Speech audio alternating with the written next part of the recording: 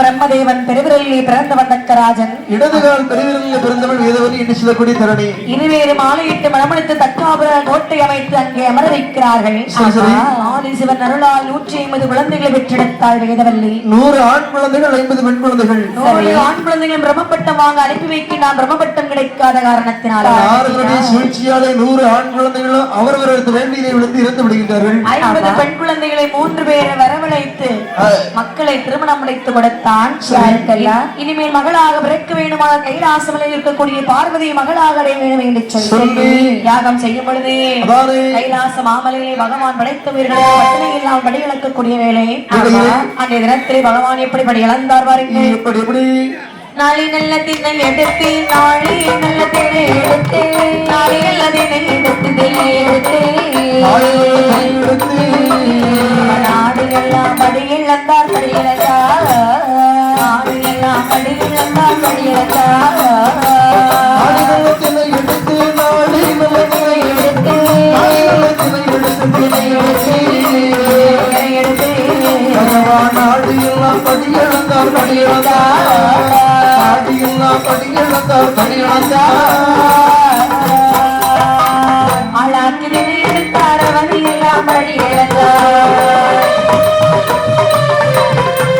மறைக்கால் துணை எடுத்தார் துணை எடுத்தார் படியிழந்தார் அடியிழந்தார் மக்களுக்கு படியிழந்தார் அடியிழந்தார்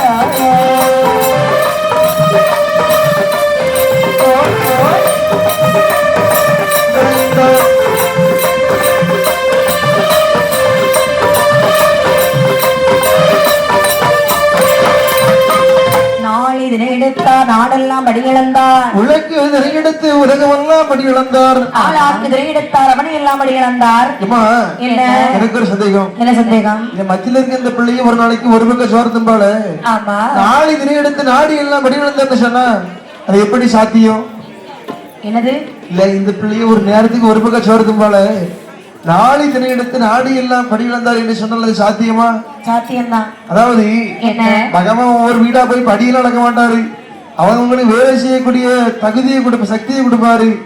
நமக்கு தேவையான உணவை பொருளை உடமையை நாம் தான் உழைத்து சம்பாதிக்க வேண்டும். சரி பகவான் படியில போற சொல்லி கதவு திறந்து போட்டு வேலைக்கு போக இருக்க கூடாது. சரி சரி பகவான் படி இழந்தக்கூடிய நேரத்திலே பகவானுடைய படியிழப்பை சோதிக்க வேண்டும் என்று சொல்லி விஸ்வகர்மாவை அழைத்தாள். காஞ்சூரம் கெட்டி வெட்டி கெட்டி சிமிழ் உண்டு பண்ணி கையிலே கொடுக்க இதனுக்குள்ளே என்ன பிடித்து அடைக்கலாம் என்று யோசிக்க அமைமை பார்வதி என்ன கண்டாய் பாருங்க. என்ன கண்டாய்? திருவிளக்கு ஒளிவது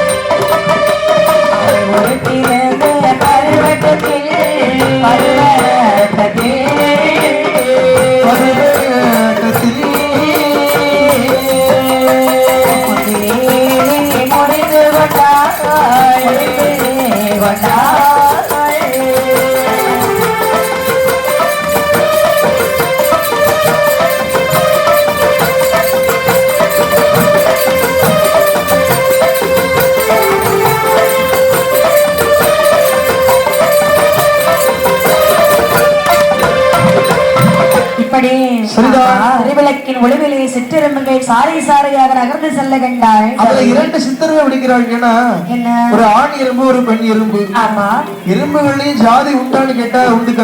அப்படியா? ஆண் எறும்புன்னு சொன்னா சரி இருக்கும், தலை பெருசா இருக்கும். சரி. பெண் எறும்பு என்றா பெண் எறும்புன்னு சொன்னா வயிறு பெருசா இருக்கும். சரி. பொதுவாகவே ஆண்களுக்கு மூளை அதிகம், உங்களை மாதிரி பெண்களுக்கு மூளை கொஞ்சம் குறைவு. அப்படிதான் சொல்லிக்கிட்டாங்க. ஆமா, ஆண் எறும்புடைய தலை பெருசா இருக்கும், பெண் எறும்புக்கு வயிறு பெருசுன்னு சொன்னா பெண்கள் வைத்தாளி. சரி, அதான் பெண்ணுக்கு வயிறு பெருசா இருக்கு. இப்படி 2 சிற்றெரும்பை விளைத்தாள், சமணக்குலை அடைத்தாள். பகவான் வரக்கூடிய திசை நோக்கி பார்வதி எப்படி அமர்ந்தாள் பாருங்க. எப்படி அமர்ந்தாள்? நீட்டிய கால் மடக்கவில்லை, கூட பார்க்கவில்லை,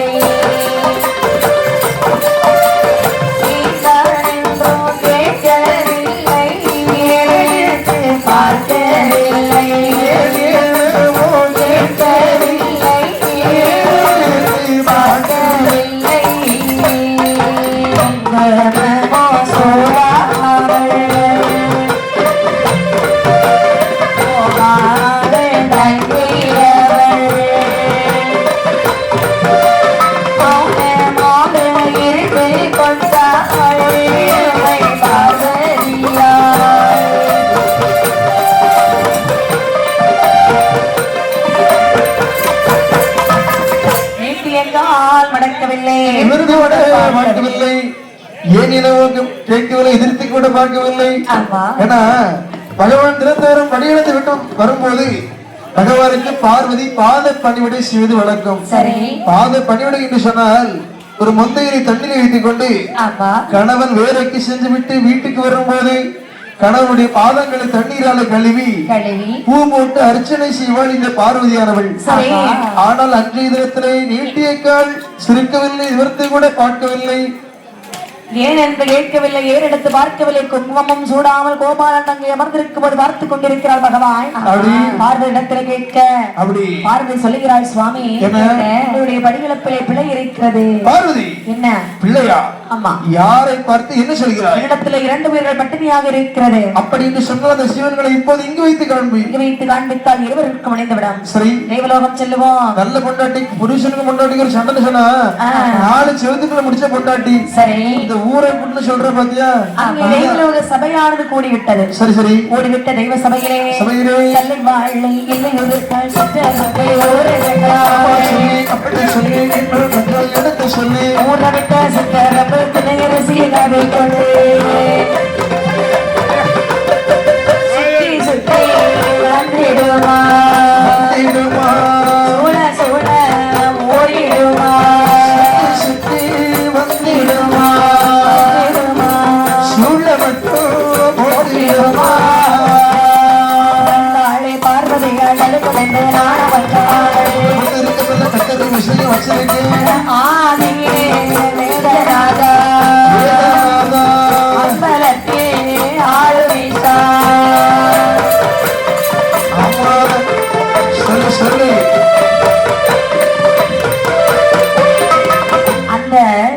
பார்வதியானவள் சொல்லுகிறாள், என்ன சொல்கின்றார்? பகவானே, உங்களுடைய படியிழப்பை நான் என்னவென்றோ நினைத்தேன். சரி, இது சிற்றெரும்பு வாயிலே திணையரசி எப்படி வந்தது என்று எனக்கு தெரியாது சுவாமி. பார்வதி, அறைக்குள்ளே இருந்தாலும் அரணறியா மாயம் இல்லையா? சரி, சிவனுக்குள்ளே இருந்தாலும் சிவன் தெரியாத மாயம் கிடையாது. பார்வதி, இதை சோதித்த காரணத்தினாலே உன்னை மகளாக பெற வேண்டும் என்று சொல்லி தக்காபுரத்திலே தக்கன் கடுமையான தவத்தை செய்து வருகின்றான். அந்த தக்கனுக்கு சென்று மகளாக கிடைக்க கிடவது புடிச்சுக்க சொல்லுங்க. அப்படியே ஆகட்டும் அப்படின்னு சொல்லி இப்படி சரி சுடலைமாட சுவாமியுடைய கதையை பாடிக்கொண்டிருக்க நல்லதொரு தருணத்திலே விளாத்தி விளை சரண்யா வில்லசை குழுவினரை பாராட்டி ஒரு அன்பு பெரியவர் நமக்கு 100 லட்சம் ரூபாய் நம்மளுடைய வில்லிசையை பாராட்டி அன்பளித்துள்ளார்கள். சரி சரி, அன்பளிப்பளித்தவர்கள் குலசை முத்தாரம்மன் திருவருளினாலும் காளி அம்மையுடைய திருவருளினாலும் சுடலைமாட சுவாமி பெருமாள் சுவாமியுடைய அருளினாலும் அவர்களும் அவர்கள் குடும்பத்தார்களும் அவர்கள் செய்து வரக்கூடிய தொழிலும் வாழையடி வாழையாக வாழ வேண்டும் என்று வாழ்த்திக் கொண்டு இப்படியே கதையிலே வருகிறோம். சரி சரி, அம்மையுமே பார்வதியானவள் சிறு குழந்தையாக்கி கற்கண்டவம் செய்யத்தானே ஆக வந்து பக்கத்தில் வருகிறார்கள்.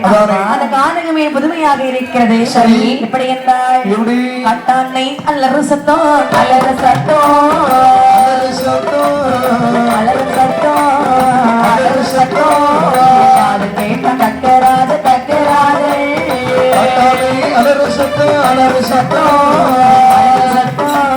காதில் கேட்ட தக்கராஜே தக்கராஜே போனிருந்தாளே இறந்தாளே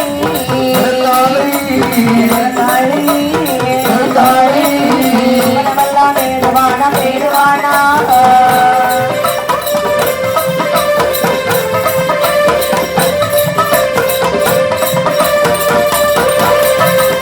காட்டு யானைகளை காவலவன் தக்கன் கண்டான் குழந்தை அழுகுரல் ஓசை கேட்கிறது.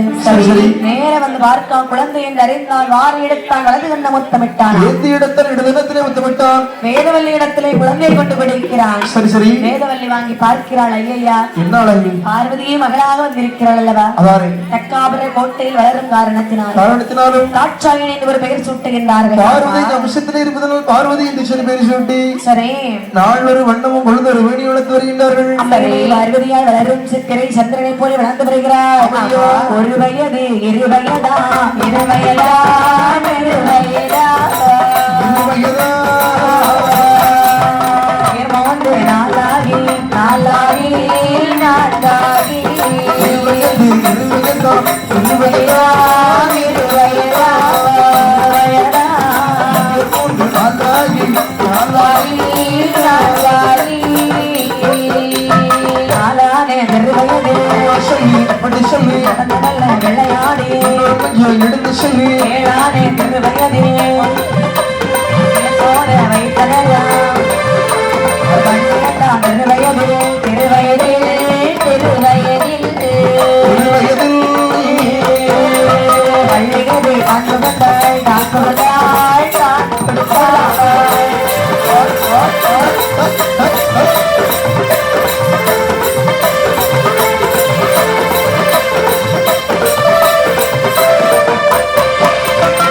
ஒரு வயது இரண்டாகி உயர்ந்து ஒன்று நான்காகி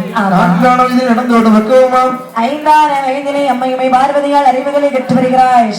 பார்வதி அம்மாக்கு படிக்கணும்னு இருக்குதா என்ன? இல்லை.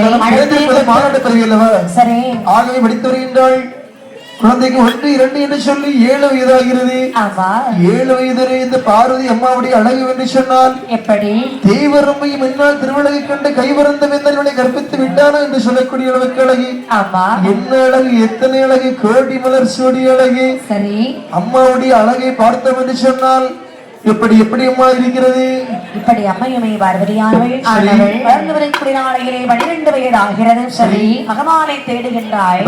அப்பொழுது தக்க நினைக்கிறான் நமது மகள் தாட்சாயணி இப்படி ஒரு நாள் இருக்க மாட்டாள் அல்லவா? அப்படியானால் இவளுக்கு திருமண வயது வந்துவிட்டது. இவளுக்கு திருமணம் நடத்த வேண்டுமானால் 55 தேசத்து ராஜாக்கள் அழைத்து சுயவரம் தான் நடத்த வேண்டும். அப்படி என்று எல்லோருக்கும் நீட்டோலை கூட தரப்பினார்கள். நீட்டோலை வாங்கிவிட்டு எல்லாரும் புறப்பட்டு வரும் நேரம் சொல்லினால் தக்கராஜன் மன்னர்கள் எல்லாம் சீக்கிரம் வந்துருவாங்க.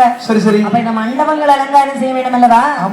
அங்க எப்படி அலங்காரம் செய்தார் பாருங்க. எப்படி அலங்காரம் செய்தார்? கவனக்கால் நாட்டு வரா நாட்டு வரா கட்டு வரா கட்டு வரா நட்டு வரா நட்டு வரா கட்டு வரா கட்டு வரா உமனக்கும் பந்தலே கவரி தோட்டு வாரா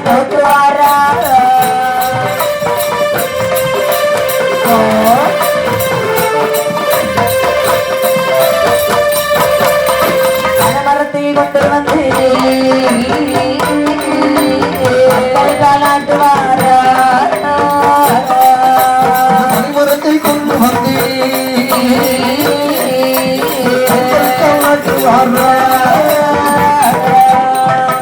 பாவனக்கால் ஆட்டுகிறார், கவிழ்களை கட்டினார், பூமணக்கும் மன்னரிலே பொற்கவரை தூக்கினார், தோரணங்களை கட்டுகின்றார்கள், மன்னாதி மன்னர்களுக்கு ஒரு மேடை, மந்திரிமாருக்கு ஒரு மேடை, இப்படி மக்களுக்கெல்லாம் ஒரு மேடை. கல்யாண வீட்டுக்கு அழைப்பு உள்ளவங்க வருவாங்க, அழைப்பு இல்லாதவங்க வருவாங்க. அது யாரும் தெரியுமா? அழைப்பு உள்ளவங்க, அழைப்பு உள்ளவங்க உற்றார் உறவினர்கள் நண்பர்கள். சரி, அழைப்பு இல்லாத பண்டார மரதேசி. அந்த பண்டார மரதேசிகளுக்கு ஒரு பண்டை வைக்கின்றார்கள். இப்படி இருக்கக்கூடிய நேரத்திலே பார்வதி அம்மை நினைக்கிறாள், 12 திரவியத்திலே என்னை பார்வையை மாலையிட்டு மடமுடிப்பேன் என்று சொன்ன பகவானை காணவில்லை அல்லவா? ஆதிகரை கிடரை மனிதனை அறிந்தார் சிவபெருமான். பண்டார கோலமோடு தக்காபுர கோட்டையில பண்டார கூட்டத்தோடு அமர்ந்தான். சக்கராதன் ஒரு மலர் மாலை எடுத்து வருகிறான்.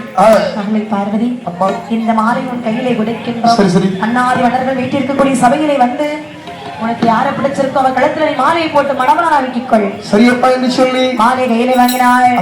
மாலை சுழத்தி வராள் மணவந்தலுக்குள், மணவந்தலுக்குள் மாலை சுழத்தி வராள், மாலை சுழத்தி வராள் மணவந்தலுக்குள், மாலை சுழத்தி வராள். மாலையை எடுத்து வரை அம்மை வருவதையான்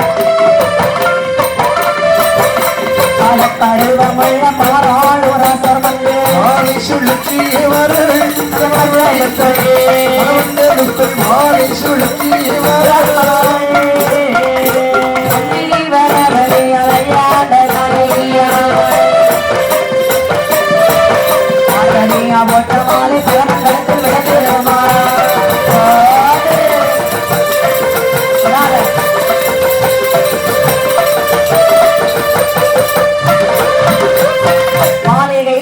பார்வதியானவள் மன்னாதி மன்னர் வீட்டிற்கும் சபையிலே வருகிறாய். இறைவா, நீங்கள் எங்க இருந்தால் நான் எறியக்கூடிய மாலை உங்கள் கழுத்தில் மட்டுமே விளட்டும் அப்படின்னு சொல்லி 3 முறை மாலை சுற்றி எறிகின்றாள். சரி, பகவானுடைய அதாவது பண்டாரிடம் வந்து இருக்கக்கூடிய பகவான் இடத்துல சொல்லி மாலை விடுகிறது. சரி, பார்க்கின்றான் தக்கராஜன். என்ன செய்கின்றார்? நமக்கு கிடைச்சது பண்டாரம் தான் சொல்லி பண்டாரத்துக்கு பார்வதி மாலை மணமடித்து கொடுக்கின்றார்கள். மணமடித்த கையோடு சொல்லுகிறான், பண்டாரம் மாமா, ஒரு நாளைக்கு 3 நேரம் எனக்கு நீ விபூதி பிடிக்க வேண்டும். சரி மாமா, நீ வெளியே பிச்சை எடுக்க போக கூடாது. சரி சரி சரி, அப்படி இருந்தால் மட்டுமே நீ இங்க இருப்பாயா?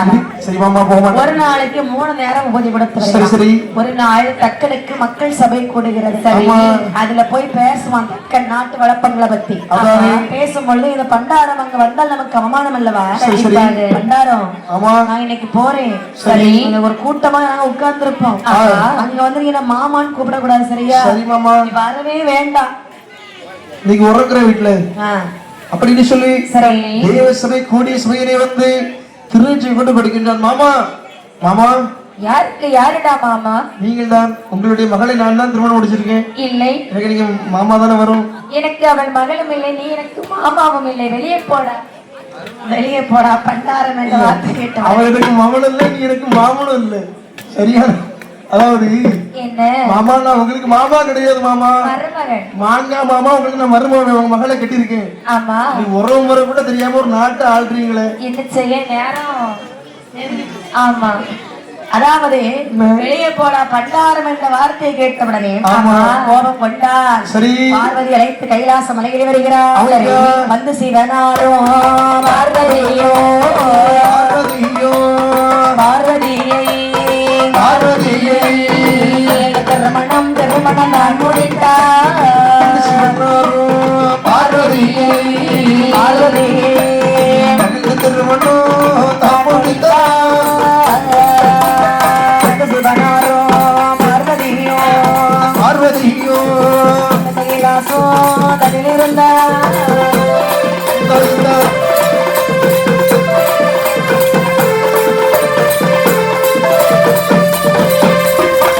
உலகமெல்லாம் எல்லாமே போலே பரமசிவன்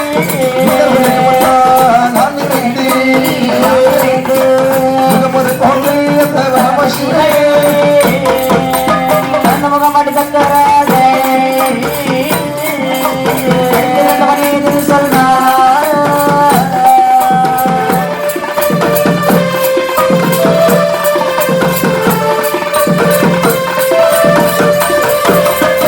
மகள் என்றோ மாறாமல் மனவனாடி கொடுவோடா மாறாமல் மனவனாடி கொடுவோடா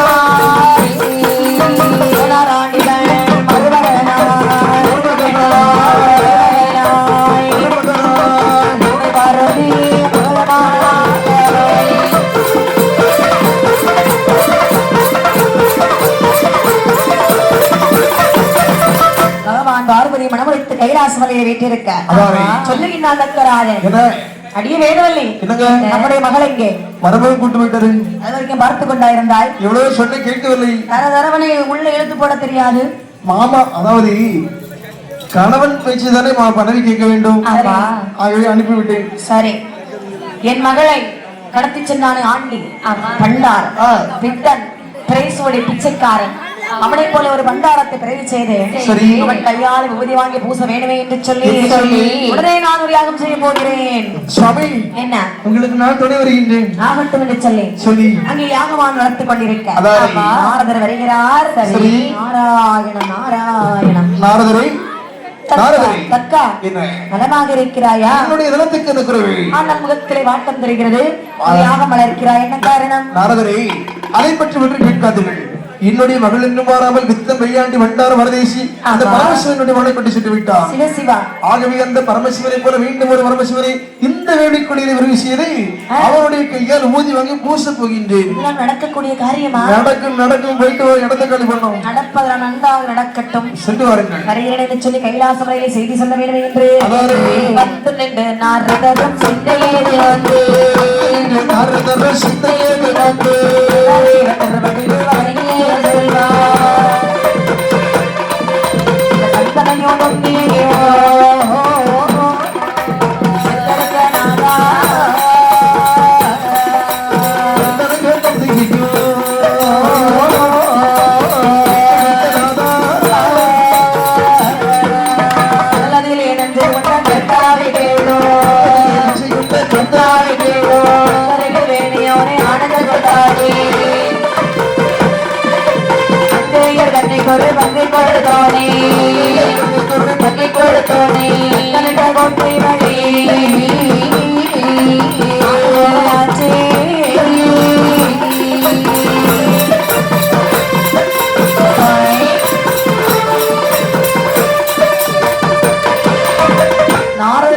சொல்லுகிறார். சரி சரி சிவபெருமானே, சுவாமி நான் தக்காபுரம் சென்றிருந்தேன். தக்காபுர கோட்டையினுடைய மாமா மாமி இல்லாம இருக்கின்றார்களா? நல்ல நாள உங்க மேல கோபத்தில் இருக்காங்க, உங்களை அழிப்பதற்கு ஒரு யாகம் செய்கின்றார்கள். இருக்கட்டும் ஆண்டி பண்டார பரதேசி என்று பேசுகின்றார்கள். வேஷட்டும் மாமா தானே வேஷத்தை வச்சு போடும். ஐயா கோபம் வரலையா உங்களுக்கு? எங்க மாமா என்ன பேசினாலும் எனக்கு கோபம் வராது. சரி, அப்போ அதோ வருகின்றாள் பார்வதியானவள். இவள் இந்த வார்த்தை மட்டும் காதலை கேட்டா வச்சுக்கோங்களேன், சும்மாவே பத்திரகாளியா ஆடுவா. நீங்க சொல்றத மட்டும் கேட்டு வச்சுக்கோங்களேன், பத்திரகாளியா மாடிடுவா. சென்று வாருங்கள் அப்படின்னு சொல்லி நாரதர் சொன்ன அனைத்தையும் பார்வதி கேட்டாள். பகவானே, தக்காபுரம் கோட்டை சென்று நிறைய நாள் ஆகிவிட்டது.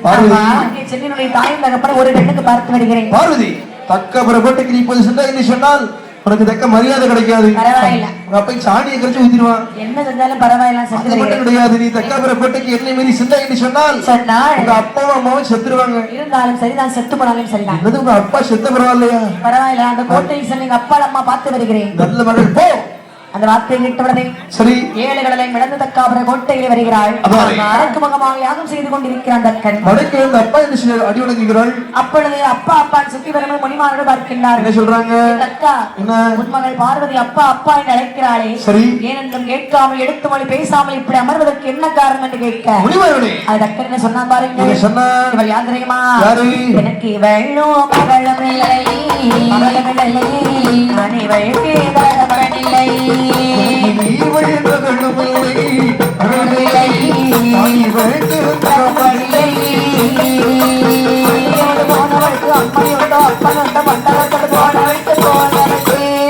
வர காரணம்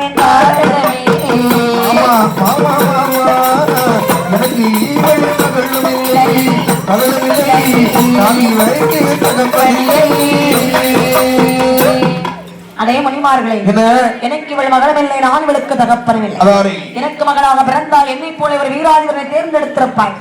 சுடுகாட்டை கட்டி காக்கக்கூடிய ஈஸ்வரன் ஒன்று சின்னவள் கேந்திர பாறைக்கொட்டை தகப்பன மகளை வந்துவிட்ட வெளியே போடி. இதை கேட்ட பார்வதி சொல்லுகின்றாள், தக்கராஜா, இதுவரைக்கும் என்ன ஏசினாய் பேசினாய், என்னை பெற்ற மகள் என்று சொல்லி பேசினாய் என்று சொல்லி மறுத்துக் கொண்டு, சரி, ஆனால் என்னுடைய நாதனை பேசினாயே, அவரை பார்த்து மாடேறி ஆடேறி என்று இதுவெல்லாம் வாய்க்கு வந்தபடி பேசினாய். அவர் எப்படிப்பட்டவர் தெரியுமா? ஆண்டி என்று சொன்னாலும் ஆதிவரன் அவர் அப்படி சொல்லு, எடுத்து சொல்லு, பண்டாரோ ஆனாலும் பரமசிவன் அவர் அல்லவோ. கொண்டே தீர்ந்தாயோ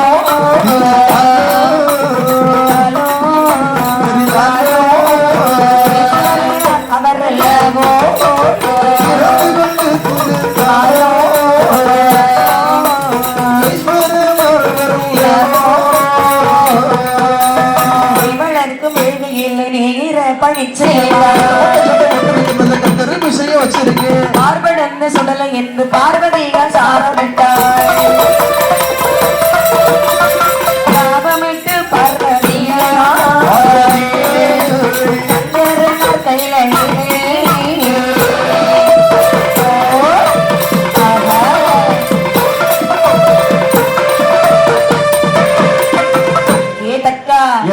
ஆண்டி என்று சொன்னாலும் ஆதிபரவர் அல்லவா சரி சரி பண்டாரம் ஆனாலும் பரமசிவனவர் அல்லவா இருந்து கொண்டு திரைந்தாலும் ஈஸ்வரனார் அல்லவா நிப்பாட்டி ஆண்டி பண்டாரம் என்று சொன்ன காரணத்தாலே கோட்டை கொத்திரம் எங்களோடு அழிந்து போக கடவது அதையும் பார்த்துக் கொள்ளலாம் மாடேறி என்று சொன்ன காரணத்தால் இவர் மாடாக பிறக்க கடவது நீ வளர்க்கும் வேள்வியை இறப்பாய் நிச்சயமாக இந்த வேள்வி சுடலைக்கிழமாக மாறட்டும் அதையும் பார்த்துக் கொள்ளலாம் போடி வெளியே நான் போட்ட சாபம் பலிக்கல பரமசிவன் அவர்மல்லை பரமசிவன் பொண்டாட்டி பார்வதி நான் கிடையாதுடா இதுவரைக்கும் எத்தனையோ சாபத்தை வாங்கி விட்டுதான் இருக்கின்றேன் போடி வெளியே ஆணவம் படித்தவனை இருக்கட்டும் அப்படி என்று சொல்லி பார்வதியானவள் சரி சண்டையிட்டுக் கொண்டு கைலாச மலையிலே வருகிறாள் அதானே பார்வதி வருவதை கண்டு பகவான் ஸ்ரீ போகாதே என்று சொன்னேன் பார்வதி பார்வதி பார்வதி பார்வதி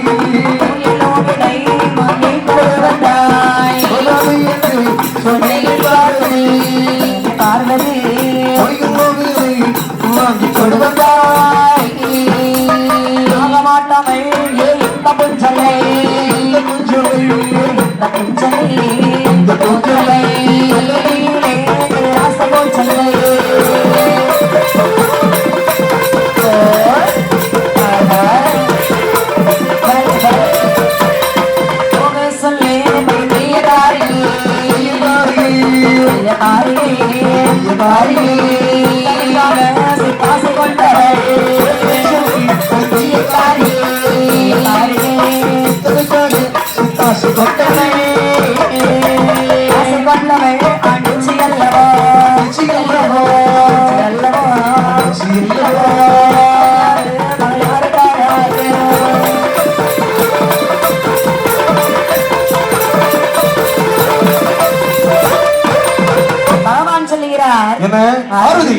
தக்கவர கோட்டைக்கு போவதை சொன்னேனே தக்க மரியாதையை வாங்கி வந்திருக்கின்றாய பார்வதி சுவாமி போகாதுன்னு சொன்னீங்க உங்களுடைய வார்த்தை மீறி நான் சொன்னேன் சரி இந்த அகப்பண்டக்கன் உங்களை ஆண்டி என்னவினை ஆண்டிச்சுன்னு இழிவாக பேசினான் மாமா தானே சொன்னா சொல்லிவிட்டு அப்படி பேசிய தக்கனை உடனே கொல்ல வேண்டாம் பார்வதி தக்கவர கோட்டைக்கு போவதை என்று சொன்னேன் என்னுடைய சொல்லை மீறி செஞ்சு விட்டு இப்போது உன்னுடைய அப்பாவை கொல்ல வேண்டுமா உன்னுடைய அப்பாவை கொல்ல வேண்டுமா உன்னை கொல்ல வேண்டுமா எங்க அப்பனை உன்னதான கொல்ல போறேன் சுவாமி அப்படி பகவானுக்கு கோபம் குப்பளிக்கிறது சரி வெற்றி கண்ணிலே வேர்வை ததும்புகிறது ஆமா அந்த வேர்வையை வாரி வெட்ட வெளியில போடுறாரு சரி அதுல யார் யாரமாவது இருக்கிறார்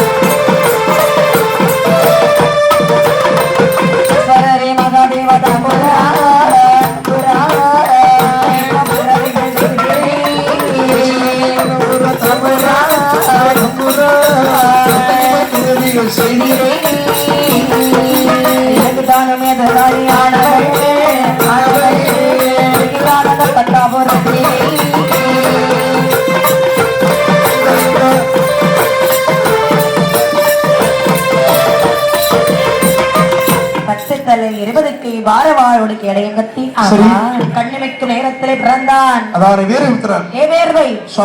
எனக்கு மகன் எனக்கு ஒரு மகன் இருக்கிறார் சரி சரி எனக்கு ஒரு எதிராளி இருக்கிறார் ஏழு கடலுக்கு அப்பாலை இரும்பாலை கோட்டை விட்டு வாழ்ந்து வருகிறான் தக்கன் அவருடைய தலையரத்து வேள்வி குளிக்கபடி சுட வேணும் சரி வேதவல்லி அவளுடைய மனைவி பெண்ணென்று பார்க்காத அவ தலை வெட்டிடு மாமா அந்த சுவாமி ஒரு சந்தேகம் கேட்கலாமா இல்ல தக்கராஜன் உங்களுக்கு யாரு தக்கன் மாமன் மாமனா அப்ப வேதவல்லி யாரு உங்களுக்கு மாமி அதாவது நல்ல குடும்பம் இல்ல மாமன் மாமி தானே எடுத்து சொல்றீங்களா நல்ல குடும்பம்னு சொன்னேன் அவன் எனக்கு எதிராளி அப்படி சொல்லி அப்படி அவன் சொல்லி சொல்லி அப்படி அவன் சொல்லி தக்காபுர கொட்டைக்கு ஒரே சாடாகவே சாடுகின்றான் அப்படி தக்காபுர கொட்டையில போடுறா சத்தம் அவ்வளவுதான் எனக்கு மரியாதை. ரேவக்கா அவ்வளவுதான். வாடா சண்டைக்கு. என்னுடைய கோட்டையிலே வந்து என்னுடைய பேரை சொல்லி இருக்கின்றாய். ஆமா. யாடா நீ ஒத்தத்தல போச்சு. நான் தான் வீரபுத்திரன். ஏய் வீரபுத்திரா. என்ன? டேய்யா உனக்கு குடும்பம் இருக்கா?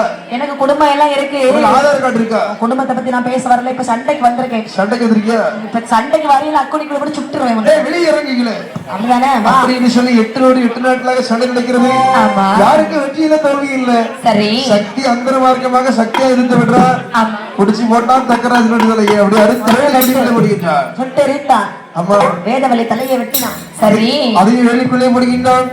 கோட்டை தரைமட்டமாக்கி அப்படி தம்பட்ட ஓசை விளக்குகிறான். சரி. ஓசை யாருடைய காதுகளிலே சென்று இருக்கிறது? தம்பட்டத்தே தம்பட்டத்து தரை ஓசை ஓசை காது கேட்டா தம்பட்டத்து தரை ஓசை காது கேட்டா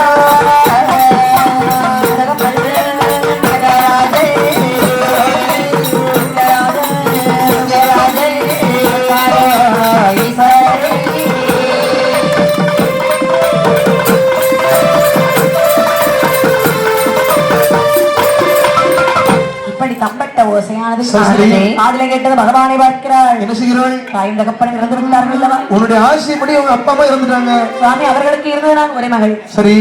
நான் தானே எல்லா காரியமும் செய்யணும். தக்காபுர கோட்டைக்கு போக வேண்டும் செய்கிறாய். வாருங்கள் என்று ரதத்திலே ஆரோகணித்து தக்காபுர கோட்டைக்கு வந்து பார்க்கிறார்கள். ஆடவித்த கிளம்போலே அவர்கள் விட்ட உதரவெல்லாம் ஆடிவிட்டால் பார்வதிகள் வாதாடி வருகின்றாள். சுவாமி என்னால பார்க்க முடியல சுவாமி. பார்வதி இந்த ஆயுத தகப்பனை உடனே எழுப்பித்தாருங்கள். எவ்வளவு ஆண்டாண்டுகளோட அழுது புரண்டாலும் இந்த உலகத்துல ஆண்டவர்கள் மீண்டு வந்ததுண்டா? இட்ட எழுத்து ஒன்று மேல எழுப்பி விடலாம் அல்லவா?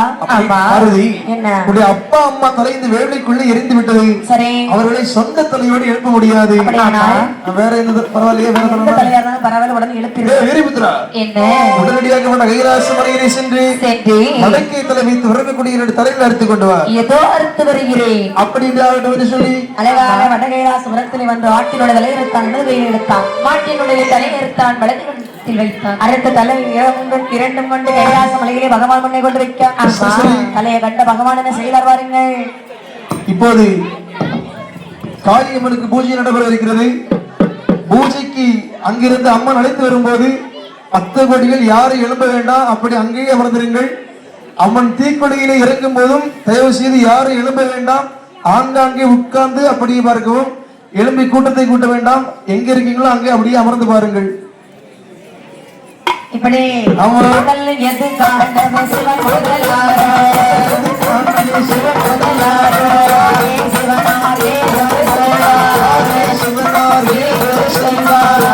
தலைவன்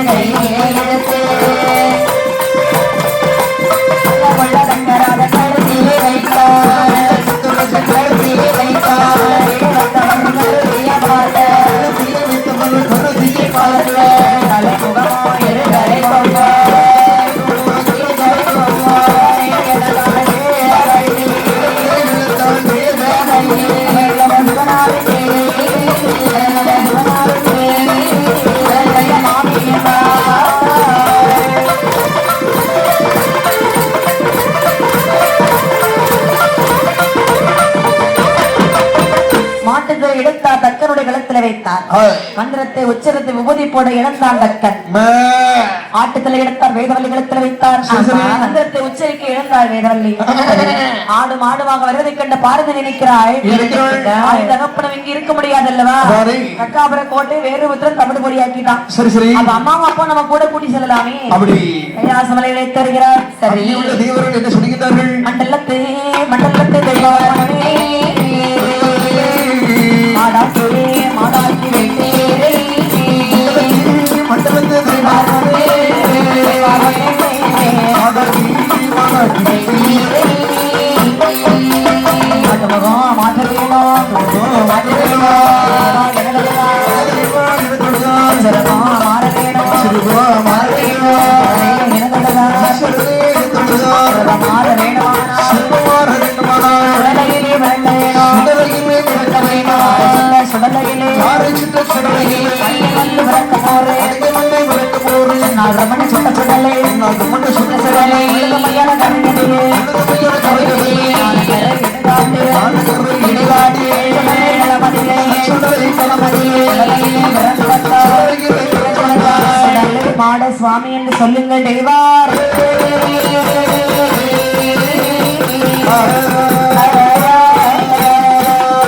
மண்டலத்து தேவார் முன்னை மாடாக பிரிவு செய்து விட்டீர்கள். சரி சரி. ஆட்டுமுகம் மாற்றித்தார்கள் என்று கேட்க ஆட்டுமுகம் மாற வேண்டுமானால் சரி நீ என்ன செய்ய வேண்டும் தெரியுமா? என்ன செய்ய வேண்டும்? மையான கரையிலே சென்று அப்படி சுடலை மாடராக பிறந்து வர வேண்டும். அப்படி அவர்கிட்ட சுவாமி என்ன சொல்ல அழகாகவே தெய்வர்கள் அழைத்து சொல்கின்றார். என்ன அப்ப தெய்வர்களே வாருங்கள்.